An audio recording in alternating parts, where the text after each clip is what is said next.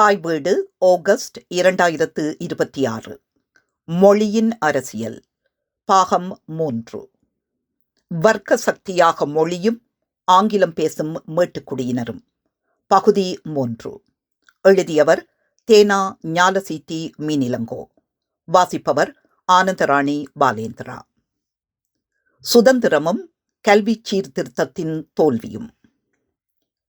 1948 இலங்கையின் அரசியல் சுதந்திரம் காலனித்துவ ஆட்சியுடனான ஒரு முறையான முறிவை குறித்தது. ஆயினும் கல்வித்துறையில், குறிப்பாக அறிவு மற்றும் வாய்ப்புகளுக்கான அணுகலை நிர்வகித்த மொழி கட்டமைப்புகளில் இந்த முறிவு பெரும்பாலும் முழுமையடையாமல் இருந்தது. புதிதாக சுதந்திரம் பெற்ற அரசு காலனித்துவ ஆட்சியின் நிறுவன கட்டமைப்பை மட்டுமல்லாமல் அதன் மொழி படிநிலையையும் மரபுரிமையாக பெற்றது. அதில் உயர்கல்வி, நிர்வாகம், தொழில்முறை முன்னேற்றத்திற்கான முதன்மை ஊடகமாக ஆங்கிலம் தொடர்ந்து செயற்பட்டது. இதன் விளைவாக சுதந்திரம் மொழி, கல்வி மற்றும் வர்க்கம் ஆகியவற்றுக்கு இடையேயான உறவை அடிப்படையாக மாற்றவில்லை. மாறாக அது தேசிய இறையாண்மையின் கீழ் காலனித்துவ வடிவங்களை மீண்டும் உருவாக்கியது. இது காலனித்துவத்திற்கு பிந்திய அரசின் மையத்தில் ஒரு முரண்பாட்டை உருவாக்கியது. அதாவது, அரசியல் ரீதியாக சுதந்திரமான ஒரு தேசம் அதன் அதிகாரத்திற்கான பாதைகள் மொழி ரீதியாக காலனித்துவமாகவே இருந்தன. இந்த தொடர்ச்சி குறிப்பாக உயர்கல்வியின் கட்டமைப்பில் தெளிவாக தெரிந்தது. கல்வி மற்றும் தொழில்முறை பயிற்சியின் உச்சத்தை குறிக்கும் பல்கலைக்கழகங்கள் கிட்டத்தட்ட முழுமையாக ஆங்கிலத்திலேயே தொடர்ந்து இயங்கின. மாணவர் சேர்க்கை செயல்முறைகள், பாடத்திட்டங்கள், தேர்வுகள், கல்விச் சூழல் ஆகிய அனைத்தும் ஆங்கில புலமையை நோக்கியே அமைக்கப்பட்டிருந்தன. இதன் மூலம் ஏற்கனவே ஆங்கில வழி கல்வியால் பயனடைந்த மாணவர்களுக்கு சாதகமாக முன்னுரிமை அளிக்கப்பட்டது. சிங்களம் அல்லது தமிழில் கல்வி கற்ற பெரும்பாலான மாணவர்களுக்கு இந்த கல்வி முறைக்குள் நுழைவது கடினமாக இருந்தது மட்டுமல்லாமல் கட்டமைப்பு ரீதியாகவும் கட்டுப்படுத்தப்பட்டிருந்தது. 1940களின் பிற்பகுதியிலும் 1950களின் முற்பகுதியிலும் பல்கலைக்கழகத்துள் நுழைந்த மாணவர்களின் அனுபவம் மொழி சமத்துவமின்மையின் தொடர்ச்சியை விளக்குகிறது. நுழைவுத் தேர்வுகள் வெளிப்படையாக தகுதி அடிப்படையிலானவை என தோன்றினாலும் அவை ஆங்கிலத்தில் நடத்தப்பட்டன அல்லது தாய்மொழியில் கல்வி கற்ற தேர்வர்களுக்கு பாதகமான ஒரு குறிப்பிட்ட அளவிலான ஆங்கில புலமையை கோரின. இந்த தேர்வுகளில் வெற்றி என்பது பாட அறிவை மட்டும் சார்ந்திருக்கவில்லை. மாறாக பல மாணவர்கள் தங்கள் பள்ளி கல்வியில் மேலோட்டமாக மட்டுமே அறிந்திருந்த ஒரு மொழியை புரிந்து கொண்டு பதிலளிக்கும் திறனையும் சார்ந்திருந்தது. பல்கலைக்கழகத்தில் சேர வாய்ப்பு பெற்றவர்களுக்கும் சவால்கள் தொடர்ந்தன. கல்வி போதனைகள் ஆங்கிலத்தில் வழங்கப்பட்டன. பெரும்பாலும் விரிவுரைகள், பாடப்புத்தகங்கள் மூலமாகவே அவை கற்பிக்கப்பட்டன. இவை தொழில்நுட்ப சொற்களில் சரளத்தையும் பரிச்சயத்தையும் எதிர்பார்த்தன. ஆங்கிலம் பேசும் பின்னணியைச் சேர்ந்த மாணவர்கள் ஏற்கனவே அம்மொழியையும் அதனுடன் தொடர்புடைய பகுத்தறியும் முறைகளையும் உள்வாங்கியிருந்ததால் இந்த சூழலை ஒப்பீட்டளவில் எளிதாக கையாண்டனர். இதற்கு மாறாக சிங்கள, தமிழ் மொழிகளில் கல்வி கற்ற மாணவர்கள் இரட்டை சுமையை எதிர்கொண்டனர். அவர்கள் புதிய கல்வி உள்ளடக்கத்தில் தேர்ச்சி பெற வேண்டிய அதே நேரத்தில் அது வழங்கப்பட்ட மொழியுடனும் போராட வேண்டியிருந்தது. இந்த மொழி தடையானது புரிந்து கொள்ளும் திறனை மட்டுமல்ல, செயற்திறனையும் பாதித்தது. தேர்வுகளுக்கு ஆங்கிலத்தில் கருத்துக்களை துல்லியமாக எடுத்துரைக்க வேண்டியிருந்தது. மேலும் அறிவுசார் புரிதலை பொருட்படுத்தாமல் மொழியில் உள்ள சிறு குறைபாடுகள் கூட குறைந்த மதிப்பெண்களுக்கு வழிவகுத்தன. இதன் விளைவாக மொழி திறனும் கல்வி தகுதியும் பிரிக்க முடியாத ஒரு அமைப்பு உருவானது. இது ஏற்கனவே ஆங்கிலம் பேசும் மேட்டுக்குடியில் இருந்தவர்களின் அனுகூலங்களை வலுப்படுத்தியது. உயர்கல்வியில் ஆங்கிலத்தின் ஆதிக்கம் தொடர்ந்தது. தொழில்முறை பயிற்சியில் நேரடி தாக்கங்களை ஏற்படுத்தியது. சட்டம், மருத்துவம், பொறியியல், விஞ்ஞானம், உயிரியல் போன்ற துறைகள் கற்பித்தல் மற்றும் சான்றிதழ் வழங்குதல் ஆகிய இரண்டிலும் ஆங்கிலத்தையே உறுதியாக சார்ந்திருந்தன. இந்த தொழில்களில் நுழைவதற்கு பல்கலைக்கழக சேர்க்கை மட்டுமல்லாமல் ஆங்கிலத்தில் தொடர்ச்சியான புலமையும் தேவைப்பட்டது. இது ஒரு அடுக்குமுறை விலக்கல் அமைப்பை உருவாக்கியது. இது சமூக முன்னேற்றமும் அதிகாரத்தின் முக்கிய தளங்களான தொழில்களும் மொழி ரீதியாக தடுக்கப்பட்டு முதன்மையாக ஆங்கிலத்தில் முன் பரிச்சயம் உள்ளவர்களுக்கு மட்டுமே அணுகக்கூடியதாக இருக்கும் ஒரு சூழ்நிலையை உருவாக்கியது. தாய்மொழியில் கல்வி கற்ற மாணவர்கள் சேர்க்கப்பட்ட பிறகும் கூட இந்த மொழி கட்டுப்பாடுகள் காரணமாக பெரும்பாலும் அதிக இடைவிலகல் விகிதங்கள், குறைந்த செயற்திறன் அல்லது வரையறுக்கப்பட்ட சிறப்பு தேர்வுகளை எதிர்கொண்டனர். தாய்மொழி பின்னணியிலிருந்து வரும் முதல் தலைமுறை பல்கலைக்கழக மாணவரின் அனுபவம் இந்த கட்டமைப்பு ரீதியான சமத்துவமின்மையின் மனித பரிமாணத்தை எடுத்துக்காட்டுகிறது. 1950களின் முற்பகுதியில் பல்கலைக்கழகத்தில் சேரும் சிங்களத்தில் கல்வி கற்ற ஒரு மாணவர் உள்ளூர் தேர்வுகளில் சிறந்து விளங்கி தனது குழுவில் மிகவும் புத்திசாலிகளில் ஒருவராக இருக்கலாம். ஆயினும் பல்கலைக்கழகத்திற்கு வந்தவுடன் அவர் மொழி கலாசார ரீதியாக அறிமுகமில்லாத ஒரு சூழலை எதிர்கொள்வார். வேகமான ஆங்கிலத்தில் வழங்கப்படும் விரிவுரைகள், அறிமுகமில்லாத கலைச்சொற்கள் நிறைந்த பாடப்புத்தகங்கள், ஆங்கிலம் பேசும் மாணவர்களால் ஆதிக்கம் செலுத்தப்படும் சக மாணவர் தொடர்புகள் ஆகியவை ஒருவித குழப்ப உணர்வை உருவாக்கின. மாணவரின் அறிவுத்திறன் குறையவில்லை. ஆனால் அந்த திறனை வெளிப்படுத்தவும் நிரூபிக்கவும் அவரது ஆற்றல் மொழியால் கட்டுப்படுத்தப்பட்டது. நடைமுறையில் அவர் தனக்கு சொந்தமில்லாத ஒரு மொழி அமைப்புக்கு தன்னை மாற்றிக்கொள்ள வேண்டியிருந்தது. அதுவும் பெரும்பாலும் அழுத்தத்திற்கும் மதிப்பீட்டு சூழல்களுக்கும் மத்தியிலும் போராட வேண்டியிருந்தது. சிலர் அசாதாரணமான முயற்சியின் மூலமும் தம்மை தகவமைப்பதன் மூலமும் இந்த சவாலை கடக்க முடிந்தது. மற்ற பலருக்கு இது கல்வி சூழலில் ஓரங்கட்டப்படுவதற்கு வழிவகுத்தது. உயர்கல்வியும் அதன் நீட்சியாக தொழில்முறை வாழ்க்கையும் தங்களுக்கு முழுமையாக கிடைக்கவில்லை என்ற எண்ணத்தை இது வலுப்படுத்தியது. உயர்கல்வியில் ஆங்கிலத்தின் தொடர்ச்சி என்பது வெறுமனே மேற்பார்வையின்மை அல்லது புறக்கணிப்பின் விளைவு அல்ல. அது நிறுவன மந்த நிலையின் ஆழமான வடிவங்களை பிரதிபலித்தது. பல்கலைக்கழகங்கள் ஆங்கிலத்தில் இயங்கும் உலகளாவிய கல்வி வலையமைப்புகளுக்குள் உட்பொதிந்திருந்தன. மேலும் கல்வி பணியாளர்கள் தாங்களே ஆங்கில வழி கல்வி பயிற்சியின் விளைவாக உருவானவர்கள். பயிற்று மொழியை சீர்திருத்துவதற்கு அரசியல் உறுதிப்பாடு மட்டுமல்லாமல் மொழிபெயர்ப்பு, பாடத்திட்ட மேம்பாடு, ஆசிரியர் பயிற்சி ஆகியவற்றில் குறிப்பிடத்தக்க முதலீடும் தேவைப்பட்டது. காலனித்துவத்திற்கு பிந்திய ஆரம்பகால அரசில் இந்த வளங்கள் குறைவாகவே இருந்தன. அரசாங்கத்திலும் கல்வித்துறையிலும் செல்வாக்குமிக்க பதவிகளை தொடர்ந்து வகித்து வந்த ஆங்கிலம் பேசும் மேட்டுக்குடியினருக்கு தங்களின் அனுகூலத்தை தக்க வைத்துக் கொண்டிருந்த ஒரு அமைப்பை கலைக்க சிறிதும் ஊக்கமில்லை. அணுகலை விரிவுபடுத்த வேண்டியதன் அவசியம் அங்கீகரிக்கப்பட்ட போதிலும் அது பெரும்பாலும் கட்டமைப்பு மாற்றமாக இல்லாமல் படிப்படியான சரி செய்தல்களின் வடிவத்தையே எடுத்தது. அதே நேரத்தில் சுதந்திரம் சமூகம் முழுவதும் எதிர்பார்ப்புகளை உயர்த்தியிருந்தது. காலனித்துவத்தின் பிற்பகுதியில் தாய்மொழி கல்வியின் விரிவாக்கம் எழுத்தறிவு பெற்ற அரசியல் விழிப்புணர்வுள்ள மேலும் மேலும் இலட்சியம் கொண்ட ஒரு மாணவர் தலைமுறையை உருவாக்கியிருந்தது. சுதந்திரம் அரசியல் இறையாண்மையை மட்டுமல்ல, வாய்ப்புகளுக்கான சமமான அணுகலையும் கொண்டுவரும் என்று இந்த மாணவர்கள் எதிர்பார்த்தனர்.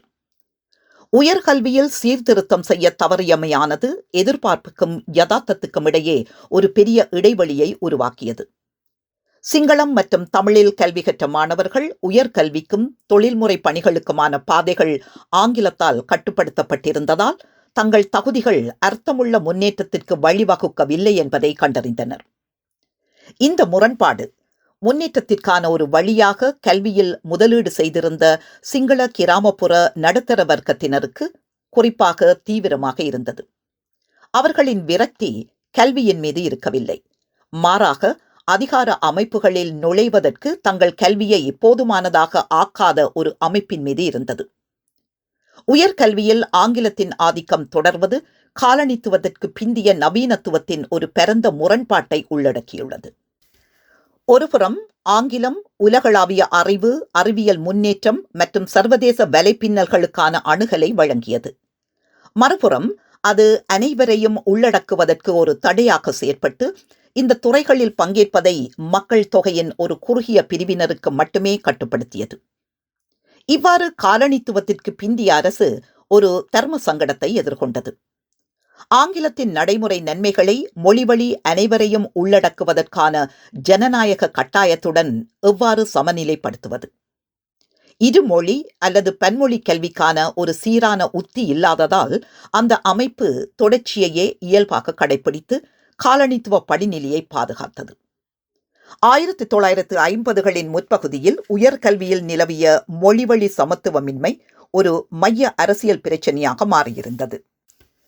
சீர்திருத்தத்துக்கான கோரிக்கை இனி தொடக்க அல்லது இடைநிலை கல்விக்கான அணுகலுடன் மட்டும் நின்றுவிடவில்லை.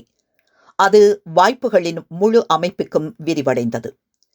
இந்த சூழலில் மொழியே பிரச்சினையாகவும் முன்மொழியப்பட்ட தீர்வாகவும் உருவெடுத்தது.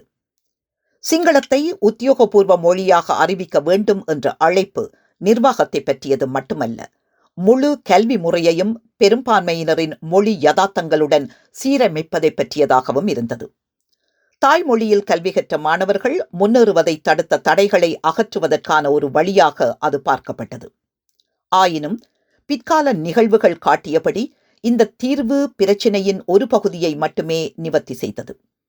அது சிங்கள மொழி பேசுபவர்களுக்கான அணுகலை விரிவுபடுத்திய போதிலும் கல்வித்தரம், வளப்பங்கீடு, பொருளாதார வாய்ப்பு ஆகிய ஆழமான பிரச்சினைகளை முழுமையாக தீர்க்கவில்லை. சுதந்திரத்திற்கு பிந்திய காலகட்டத்தில் கல்வி சீர்திருத்தத்தின் தோல்வியானது கட்டமைப்பு மாற்றத்துடன் இல்லாத போது அரசியல் காலனித்துவ நீக்கத்தின் வரம்புகளை வெளிப்படுத்துகிறது. அரசியல் அதிகாரம் மாறிய போதும் உயர்கல்வியில் ஆங்கிலம் ஆதிக்க மொழியாக தொடர்ந்தது. காலனித்துவ சிறப்புரிமை வடிவங்கள் தொடர்வதை உறுதி செய்தது. இந்த தொடர்ச்சி விரக்தியையும் அணிதிரட்டலையும் உருவாக்கியது. அது சுதந்திரத்தின் வாக்குறுதிக்கும் சமத்துவமின்மையின் யதார்த்தத்துக்கும் இடையிலான இடைவெளியை வெளிப்படுத்தியதுடன் மொழிசார் தேசியவாதத்திற்கு ஒரு சக்தி வாய்ந்த உந்துதலையும் வழங்கியது. அதே நேரத்தில் ஒரு மொழிசார் படிநிலையை அகற்றும் முயற்சி மற்றொரு படிநிலைக்கு வழிவகுத்ததால் அது புதிய வகையான புறக்கணிப்புகளுக்கு களம் அமைத்தது. இந்த அர்த்தத்தில் காலனித்துவத்திற்கு பிந்திய ஆரம்ப காலகட்டத்தில் கல்வியின் கதை என்பது ஒரு சாதாரண தோல்வியின் கதை அல்ல, மாறாக அது ஒரு முழுமையடையாத உருமாற்றத்தின் கதை. காலனித்துவத்தின் மரபுகள் புதிய தேசத்தின் சாத்தியங்களையும் வரம்புகளையும் தொடர்ந்து வடிவமைத்த ஒரு செயல்முறை. மெனக்கசப்பின் உணர்ச்சிபூர்வமான பொருளாதாரம். காலனித்துவத்திற்கு பிந்திய தொடக்க கால இலங்கையில் ஆங்கிலம் பேசும் மேட்டுக்குடியினர் மீதான மெனக்கசப்பை பொருளாதார ரீதியாக மட்டுமே புரிந்து கொள்ள முடியாது. மொழி சமத்துவமின்மை, வேலை வாய்ப்பு, கல்வி, அரசை அணுகுவதற்கான வழிகள் ஆகியவற்றை வடிவமைத்த அதே வேளையில் அதன் விளைவுகள் ஆழ்ந்த உணர்ச்சிபூர்வமானதாகவும் அனுபவபூர்வமானதாகவும் இருந்தன. ஆங்கிலத்தின் ஆதிக்கம் வெறுமனே விலக்கவில்லை, அது அவமானப்படுத்தியது, மௌனமாக்கியது, சிறுமைப்படுத்தியது. இதன் விளைவாக மெனக்கசப்பின் உணர்ச்சிபூர்வமான பொருளாதாரம் என்று விவரிக்கக்கூடிய ஒன்று உருவானது. அது ஒரு பகிரப்பட்ட உணர்வு களமாகும். அதில் விலக்கப்படுதல் அனுபவிக்கப்பட்டது, உள்வாங்கப்பட்டது, படிப்படியாக அரசியல் மயமாக்கப்பட்டது. இந்த உணர்ச்சிபூர்வமான பரிமாணம் மிகவும் முக்கியமானது. கட்டமைப்பு ரீதியான சமத்துவமின்மை என்பது அது இருக்கும் போது மட்டுமல்ல, அது உணரப்படும் போதும் தனிநபர்கள் அதை அநீதி, கண்ணிய குறைவு மற்றும் அங்கீகார மறுப்பு என அனுபவிக்கும் போதும் அரசியல் ரீதியாக சக்தி வாய்ந்ததாகிறது. இலங்கையில் அன்றாட வாழ்வில் இத்தகைய அனுபவங்கள் எதிர்கொள்ளப்பட்டதற்கான முதன்மை ஊடகமாக மொழி இருந்தது. அது அரசுடனான தொடர்புகளையும் அதிகாரத்துடனான சந்திப்புகளையும், ஏன் சுய மதிப்பு குறித்த கண்ணோட்டங்களையும் கூட வடிவமைத்தது. 1940களில் ஒரு சிங்கள மொழி பேசும் விவசாயி அரசாங்க அலுவலகத்திற்கு சென்ற அனுபவம் மொழி சமத்துவமின்மை எவ்வாறு நிலவியது என்பதற்கு ஒரு தெளிவான எடுத்துக்காட்டை அளிக்கிறது. ஒரு வருவாய் அல்லது நிர்வாக அலுவலகத்திற்குள் நுழையும் போது அவர் முற்றிலும் ஆங்கிலத்தில் ஒழுங்கமைக்கப்பட்ட ஒரு அமைப்பை எதிர்கொள்வார். படிவங்கள் அறிமுகமில்லாத எழுத்து முறையில் எழுதப்பட்டிருந்தன. அவரால் புரிந்து கொள்ள முடியாத ஒரு மொழியில் அறிவுறுத்தல்கள் வழங்கப்பட்டன. அதிகாரிகள் தங்களுக்குள்ளும் பல சமயங்களில் அவரிடமும் ஆங்கிலத்தில் உரையாடினர். பிரச்சினை வெறுமனே புரிந்து கொள்வதில் மட்டுமில்லை, அது அந்த உரையாடலின் கட்டமைப்பிலேயே இருந்தது. அது விவசாயியை சார்பு நிலை பாதிப்புக்குள்ளாகும் நிலையில் வைத்தது. மேற்கொண்டு செல்வதற்கு அவர் ஒரு இடைத்தரகரை, ஒரு எழுதுவினைஞர், ஒரு மொழிபெயர்ப்பாளர் அல்லது மற்றொரு பார்வையாளர் சார்ந்திருக்க வேண்டியிருந்தது. அவர்களின் உதவி நிச்சயமற்றதாகவும் பெரும்பாலும் பணம் அல்லது மரியாதைக்கான முறைசாரா எதிர்பார்ப்புகளால் மத்தியஸ்தம் செய்யப்பட்டதாகவும் இருந்தது. தனது உரிமைகளை நிலைநாட்டவும், தனது கவலைகளை வெளிப்படுத்தவும் அல்லது அந்த செயல்முறையை புரிந்து கொள்ளவும் கூட விவசாயியின் திறன் ஒவ்வொரு கட்டத்திலும் கட்டுப்படுத்தப்பட்டது. இத்தகைய சந்திப்புகள் தனிப்பட்ட நிகழ்வுகள் அல்ல. அவை வரி விதிப்பு, நிலப்பதிவு, சட்ட ரீதியான சிக்கல்கள், நிர்வாக நடைமுறைகள் போன்ற பல்வேறு சூழல்களில் மீண்டும் மீண்டும் நிகழ்ந்தன. ஒவ்வொரு உரையாடலும் அரசிலிருந்து ஒருவித தூர உணர்வை வலுப்படுத்தியது. சாதாரண குடிமக்களுக்கு எட்டாத ஒரு தளத்தில் ஆட்சி இயங்குவது போன்ற ஒரு தோற்றம் ஏற்பட்டது. காலப்போக்கில் இந்த தூரம் ஒரு அசௌகரியமாக மட்டுமல்லாமல் ஒரு திட்டமிட்ட புறக்கணிப்பாகவும் உணரப்பட்டது. இந்த சந்திப்புகளை அரசியல் உணர்வுகளாக மாற்றியது அவமானப்படுத்தும் அம்சம்தான். இந்த சூழலில் தனிநபர்களின் அறிவு, அனுபவம் அல்லது அவர்களின் சொந்த சமூக அந்தஸ்தை பொருட்படுத்தாமல் அவர்களை தகுதியற்றவர்களாக உணர வைக்கும் ஒரு கருவியாக மொழி மாறியது. ஒரு விவசாயி ஆங்கிலத்தில் கேட்கப்பட்ட ஒரு கேள்விக்கு பதிலளிக்க முயன்று அவரால் அவ்வாறு செய்ய முடியாமல் போகும் தருணத்தை கருத்தில் கொள்ளுங்கள். அதிகாரியின் பொறுமையின்மை, அலட்சியமான தொனி அல்லது மற்றொரு பணிக்கு செல்லும் ஒரு எளிய சைகை கூட ஒரு தெளிவான செய்தியை தெரிவிக்கிறது. விவசாயிக்கு ஆங்கிலம் பேச தெரியாமையானது திறமையின்மையாகவே புரிந்து கொள்ளப்படுகிறது.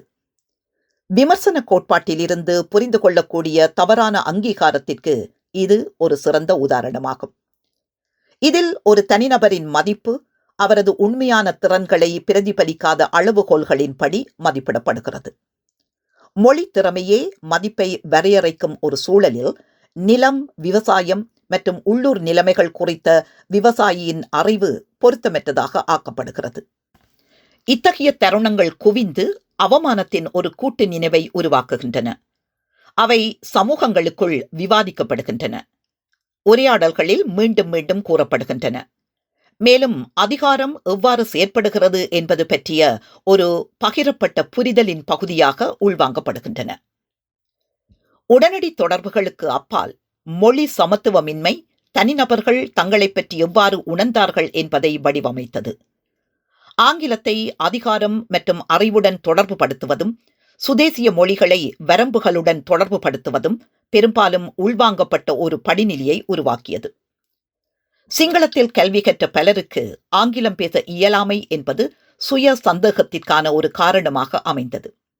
கிராமங்கள், பாடசாலைகள் அல்லது மத நிறுவனங்கள் போன்ற தங்களுக்கு அதிகாரம் இருந்த சூழல்களில் கூட மொழியால் விதிக்கப்பட்ட வரம்புகளை அவர்கள் உணர்ந்திருந்தனர்.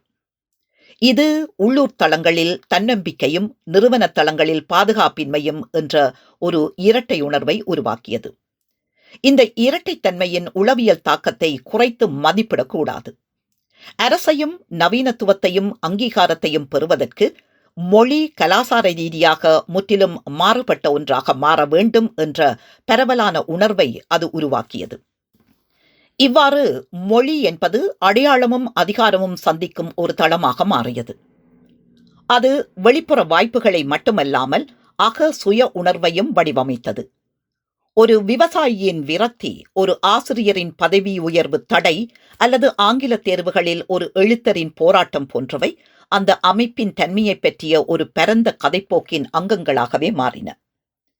இந்த கதைகள் கட்டமைப்பு சார்ந்த காரணங்களுக்கும் உடனடி செயல்பாட்டாளர்களுக்கும் இடையே எப்போதும் வேறுபடுத்தி காட்டவில்லை. ஆங்கிலம் பேசும் அதிகாரி ஒதுக்கி வைக்கும் ஒரு அமைப்பின் வெளிப்படையான உருவமாக ஆனார். காலப்போக்கில் அந்த அமைப்பின் மீதான வெறுப்பு அதிலிருந்து பயனடைவதாக தோன்றியவர்கள் மீது, அதாவது ஆங்கிலம் பேசும் மேட்டுக்குடியினர் மீது அதிகரித்து வந்தது. வெறுப்பு பெருகிய போது ஒரு தார்மீக பரிமாணத்தை எடுக்கத் தொடங்கியது. ஆங்கிலம் இனி ஒரு நடைமுறை தேவையாக மட்டும் பார்க்கப்படவில்லை, மாறாக அநீதியினதும் சட்டவிரோதத்தினதும் சின்னமாக பார்க்கப்பட்டது. அதன் ஆதிக்கம் அந்த அமைப்பு சமத்துவமற்றது மட்டுமல்ல, அடிப்படையில் நியாயமற்றது என்பதற்கான சான்றாக பொருள் கொள்ளப்பட்டது. இந்த தார்மீக மயமாக்கல் அரசியல் அணிதிரட்டலுக்கு முக்கியமானதாக இருந்தது. அது மொழி சமத்துவமின்மையை ஒரு தொழில்நுட்ப பிரச்சினையிலிருந்து சரி மற்றும் தவறு, கண்ணியம் மற்றும் அவமானம் தொடர்பான ஒரு கேள்வியாக மாற்றியது. இவ்வாறு மாற்றத்திற்கான கோரிக்கை அணுகல் அடிப்படையில் மட்டுமல்லாமல் நீதியின் அடிப்படையிலும் கட்டமைக்கப்பட்டது. முரண்பாடாக தாய்மொழி பேசும் பெரும்பான்மையினருக்கும் அரசுக்கும் இடையே தகவல் தொடர்புக்கு வழிவகுத்த அதே இடைத்தரகர்களே வெறுப்பு பரவுவதற்கும் பங்களித்தனர். ஆசிரியர்கள், சிறு அதிகாரிகள், உள்ளூர் தலைவர்கள் பெரும்பாலும் இருமொழி பேசுபவர்களாகவோ அல்லது ஆங்கிலத்தில் ஓரளவு சரளமாக பேசக்கூடியவர்களாகவோ பிரிவினையின் இரு பக்கங்களையும் எதிர்கொள்ளும் பதவிகளில் இருந்தனர். நிர்வாகப் பணிகளில் மற்றவர்களுக்கு உதவும் ஒரு கிராம ஆசிரியர் தாய்மொழி பேசுபவர்கள் எதிர்கொள்ளும் சிரமங்களை நேரடியாக கண்டார். அதே நேரத்தில் அமைப்புக்குள் அவரது சொந்த வரையறுக்கப்பட்ட நகர்வு திறன் மொழித்தடைகள் குறித்த அவரது விழிப்புணர்வை வலுப்படுத்தியது. அத்தகைய சமூக செயற்பாட்டாளர்கள், இடையீட்டாளர்கள் தனிப்பட்ட அனுபவங்களை விரிவான விமர்சனங்களாக மொழிபெயர்ப்பதில் முக்கிய பங்கு வகித்தனர். அவர்கள் மொழிக்கும் அதிகாரத்திற்கும் இடையிலான தொடர்பை வெளிப்படுத்தி தனிப்பட்ட விரக்தியை ஒரு கூட்டு அரசியல் உணர்வாக மாற்ற உதவினர். ஆங்கிலத்தின் மீதான வெறுப்பு முழுமையானதல்ல என்பதை அங்கீகரிப்பது முக்கியம். அது இலட்சியத்துடன் இணைந்திருந்தது. புறக்கணிப்பை அனுபவித்த பலர் ஆங்கிலத்தை முன்னேற்றத்திற்கான ஒரு பாதையாக கருதி அதை கற்கவும் முயன்றனர். இது ஒரு சிக்கலான உணர்ச்சி இயக்கவியலை உருவாக்கியது. ஆங்கிலம் இரண்டுமாக இருந்தது. ஒருபுறம் அவமானத்தினதும் புறக்கணிப்பின் ஆதாரம், மறுபுறம் வாய்ப்பினதும் முன்னேற்றத்தினதும் சின்னம். இந்த இருநிலை மனப்பான்மை வெறுப்பை குறைக்கவில்லை, அது அதை ஆழப்படுத்தியது. ஆங்கிலத்தை அணுக வேண்டும் என்ற ஆசை அதன் சமமற்ற விநியோகத்தை இன்னும் தெளிவாக காட்டி அநீதி உணர்வை தீவிரப்படுத்தியது. 20ஆம் நூற்றாண்டின் நடுப்பகுதியில் மெனக்கசப்பின் உணர்ச்சிபூர்வமான பொருளாதாரம் ஒரு சக்தி வாய்ந்த அரசியல் வளமாக மாறியிருந்தது. அது சொல்லாட்சி, கோஷங்கள், கொள்கை முன்மொழிவுகள் மூலம் அணிதிரட்டப்படக்கூடிய உணர்வுகளின் ஒரு களஞ்சியத்தை வழங்கியது.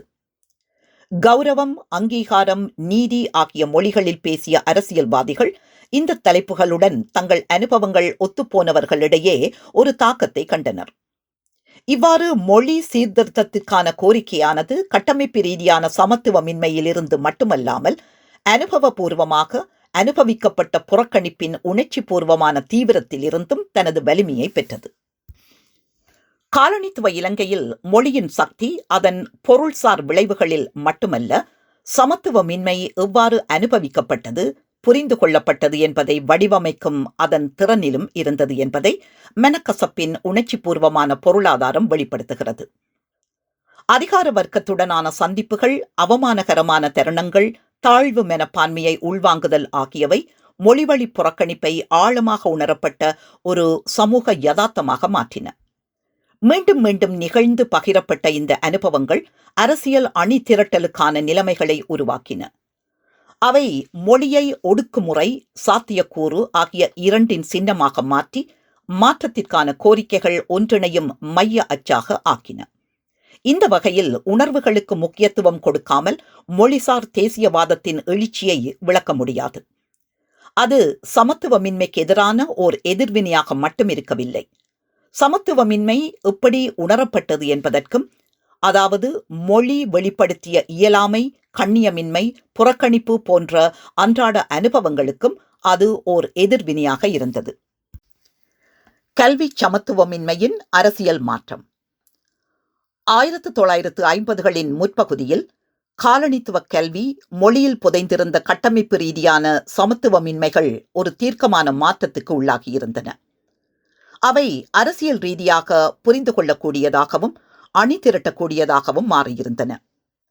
நீண்ட காலமாக தனிப்பட்ட விரக்தியாக உணரப்பட்ட தடை செய்யப்பட்ட முன்னேற்றம், அரசு வேலை வாய்ப்பில் வரையறுக்கப்பட்ட அணுகல், மொழிசார் புறக்கணிப்புடனான அன்றாட சந்திப்புகள் போன்றவை ஒரு கூட்டு புகாராக பெருகிய முறையில் வெளிப்படுத்தப்பட்டன.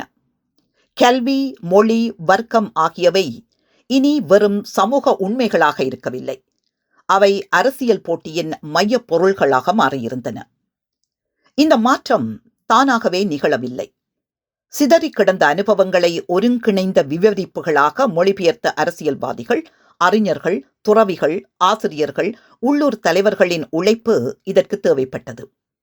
உரைகள், துண்டு பிரசுரங்கள், பொதுக்கூட்டங்கள் மூலம் அவர்கள் கல்வி ஏற்றத்தாழ்வை அணுகல் அல்லது பாடத்திட்டம் தொடர்பான ஒரு தொழில்நுட்ப பிரச்சினையாக கருதாமல் காலனித்துவ கட்டமைப்புகளின் தொடர்ச்சியில் வேரூன்றிய ஒரு தார்மீக அரசியல் அநீதியாக மறுவரையறை செய்தனர். இந்த அநீதியை வெளிப்படுத்தும் மைய அச்சாக மொழி விளங்கியது. அது சிக்கலான சமூக பொருளாதார ஏற்றத்தாழ்வுகளை உணர்வு பூர்வமாக எதிரொலிக்கும் ஒரு கோரிக்கையாக சுருக்க வழிவகுத்தது. 1950களின் முற்பகுதி முதல் நடுப்பகுதி வரையிலான தேர்தல் பிரச்சாரங்கள் கல்வி ஏற்றத்தாழ்வு எவ்வாறு அரசியல் சொல்லாடலாக மாற்றப்பட்டது என்பதற்கு ஒரு தெளிவான எடுத்துக்காட்டை வழங்குகின்றன. அரசியல் உரைகள் ஆங்கிலத்திற்கும் மேட்டுக்குடி மனப்பான்மைக்கும் இடையே ஒரு நேரடி தொடர்பை அதிகளவில் ஏற்படுத்தி ஒரு குறுகிய வர்க்கம் பெரும்பான்மையினர் மீது தனது ஆதிக்கத்தை நிலைநிறுத்த பயன்படுத்தும் ஒரு கருவியாக அந்த மொழியை சித்தரித்தன. ஆங்கிலம் இனி வெறுமனே நிர்வாகத்தின் மொழியாக இருக்கவில்லை. அது புறக்கணிப்பு, சிறப்புரிமை மற்றும் காலனித்துவ தொடர்ச்சியின் மொழியாக மறுவடிவம் பெற்றது. இதற்கு மாறாக சிங்களம் சுதேசிய மொழியாக மட்டும் முன்வைக்கப்படாமல் நீதி, நம்பகத்தன்மை மற்றும் தேசிய பிணைப்பின் உருவகமாக முன்வைக்கப்பட்டது. சிங்களத்தை உத்தியோகபூர்வ மொழியாக அறிவிக்க வேண்டும் என்ற கோரிக்கை ஒன்றோடொன்று தொடர்புடைய பல கூற்றுகளின் மூலம் கட்டமைக்கப்பட்டது. காலனித்துவ ஆட்சியின் கீழ் மொழி ஓரங்கட்டப்பட்ட ஒரு மக்களுக்கு கண்ணியத்தை மீட்டெடுப்பதாக அது விவரிக்கப்பட்டது. மொழி தடைகளால் முன்னர் ஒதுக்கப்பட்டவர்களுக்கு அரசு வேலை வாய்ப்பு, கல்விக்கான அணுகலை திறக்கும் ஒரு வாய்ப்பு, ஜனநாயகமயமாக்கலாக அது சித்தரிக்கப்பட்டது. மேலும் உள்ளூர் மொழிகளையும் கலாச்சாரத்தையும் விட அயல் மொழிகளுக்கும் கலாச்சாரங்களுக்கும் முன்னுரிமை அளித்த ஒரு அமைப்பிலிருந்து குறியீட்டு ரீதியான முறிவாகவும் காலனித்துவ படிநிலையை நிராகரிப்பதாகவும் அது வெளிப்பட்டது. இந்த சொல்லாட்சிக்கு அதன் வலிமையை கொடுத்தது அதன் புதுமையல்ல, மாறாக அது அன்றாட அனுபவங்களுடன் கொண்டிருந்த ஒத்திசைவே ஆகும். சிங்கள கிராமப்புற நடுத்தர வர்க்கத்தினருக்கு ஆங்கிலத்திற்கும் தடைப்பட்ட முன்னேற்றத்திற்கும் இடையிலான தொடர்பு என்பது வெறும் கற்பனையானதல்ல. அது கல்வி, நிர்வாக அமைப்புகளுடனான அன்றாட சந்திப்புகளில் வேரூன்றியிருந்தது. தாய்மொழி பேசும் பெரும்பான்மையினருக்கு மொழி சீர்திருத்தத்தின் வாக்குறுதியானது அங்கீகாரத்திற்கும் உள்ளடக்கத்திற்குமான அவர்களின் அபிலாஷைகளுடன் ஒத்துப்போனது. அரசியல் சொல்லாட்சி வெற்றி பெற்றது. ஏனெனில் அது கட்டமைப்பு ரீதியான சமத்துவமின்மையை புரிந்து கொள்ளக்கூடியதாகவும் உணர்ச்சி பூர்வமாக ஈர்க்கக்கூடியதாகவும் உள்ள ஒரு மொழியாக மொழிபெயர்த்தது.